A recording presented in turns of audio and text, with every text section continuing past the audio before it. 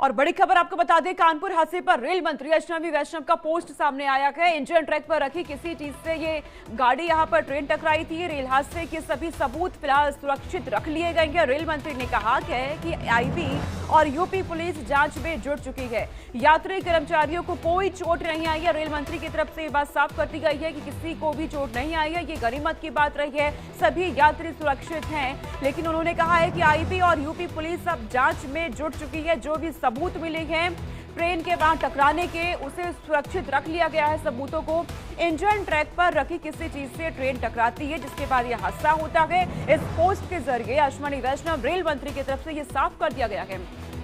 इस खबर पर अनूप श्रीवास्तव लखनऊ से हमारे साथ जुड़ गए हैं। लखनऊ, यह हादसा कैसे होता है, क्या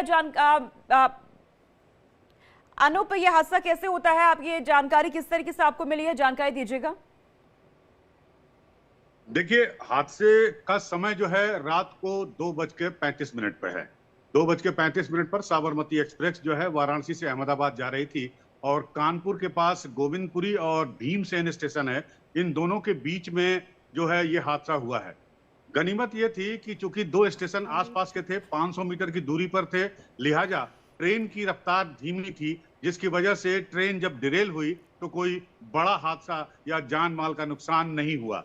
22 डिब्बे जो है डिरेल हुए इस ट्रेन के, और वो डिब्बे सब खड़े हैं, पटरी से उतर गए। अब दूसरा सवाल उठता है कि ये हादसा कैसे हुआ, और 1 महीने में ये चौथा रेल हादसा है, अगर आपको मैं हादसे की बात कहूं। और इस पर जैसा कि आपने अभी बताया कि हमारे रेल मंत्री अश्विनी वैष्णव जी का एक उन्होंने पोस्ट किया है एक्स पर, जिसमें उन्होंने कहा है कि बोल्डर या कोई पत्थरनुमा चीज जो है वो ट्रैक पर रखी हुई थी, जिससे ये हादसा हुआ है। अब सवाल ये उठता है कि ऐसा उदाहरण जो है अभी कुछ दिन पहले हमारे चैनल ने दिखाया था कि सोनभद्र में जो स्लीपर होता है, पत्थर का बना हुआ होता है, 2 ट्रैक को एक साथ जोड़ता है, वो स्लीपर जो है ट्रैक पर रखा हुआ था, लेकिन ड्राइवर की सूझबूझ से और आसपास के रेल जो कर्मचारी थे उनकी सूझबूझ से उसको देख लिया गया, उसको हटा लिया गया और एक्सीडेंट होते होते बच गया। सवाल ये उठता है कि साबरमती एक्सप्रेस के साथ ऐसा क्यों नहीं हुआ?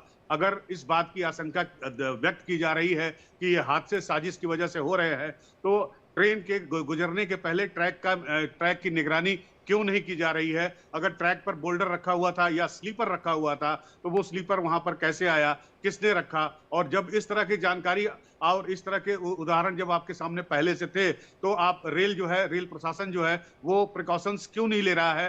ट्रैक की जांच क्यों नहीं की जा रही है? ट्रैक मजबूत है, कमजोर है, इसकी भी जांच लगातार क्यों नहीं हो रही है? तो बहुत सारे सवाल हैं। अब इन सवालों के जवाब जब जांच होगी तो उससे पता चलेगा, और जांच के बाद ही जो है ये पता चल पाएगा कि किस तरह का बोल्डर वहां पर रखा हुआ था, ये साजिश थी या एक्सीडेंट था।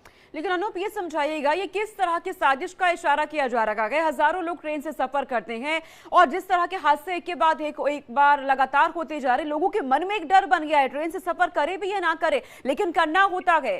किस तरह की साजिश की ओर इशारा हो रहा है ये?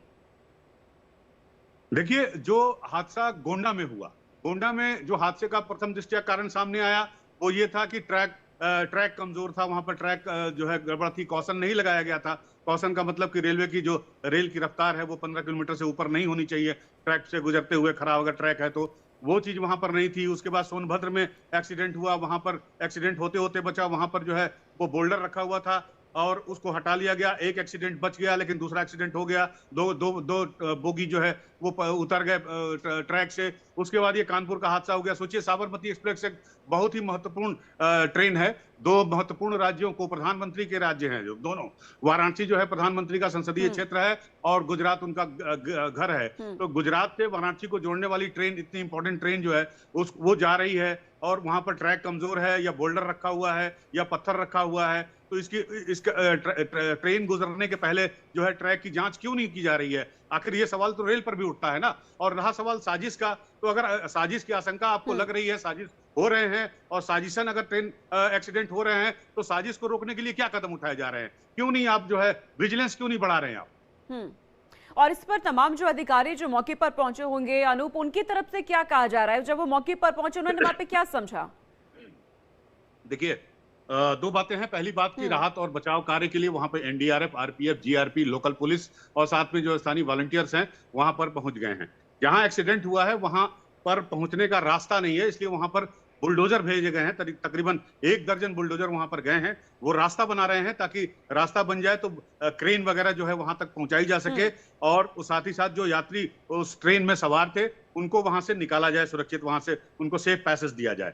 तो ये काम चल रहा है। मुझे लगता है कि अगले आधे घंटे में ये काम रास्ता बनाने का पूरा हो जाएगा और उसके बाद जो है रेस्क्यू ऑपरेशन शुरू हो जाएगा। सबसे पहली प्राथमिकता लोगों को जो है उनको सुरक्षित उनके मुकाम तक पहुंचाने की है। उसके बाद जो सेकंड ट्रैक है, जो डाउन लाइन है, उसको चालू करने के लिए जो है प्रयास किए जा रहे हैं, उसको क्लियर किया जाएगा। तो उसके बाद जो है ट्रेन को जो वहां से गुजरना शुरू किया जाएगा। तो मुझे लगता है इसमें 3-4 घंटे और लग जाएंगे। तो रेस्क्यू ऑपरेशन जारी है, मेंटेनेंस, ट्रैक का मेंटेनेंस का काम जारी है और उम्मीद है कि अगले 4-5 घंटों में सब कुछ सामान्य होने की उम्मीद है। सबसे बड़ी बात यह है कि इस हादसे में किसी भी जान माल का नुकसान नहीं हुआ। बिल्कुल, ये गनीमत की बात रही है कि यात्री यहाँ पे सुरक्षित है। अनूप, आप नजर रखिएगा पूरी खबर पर, किस तरीके से जांच आगे हो रही है, रेस्क्यू वहां पे चल रहा है।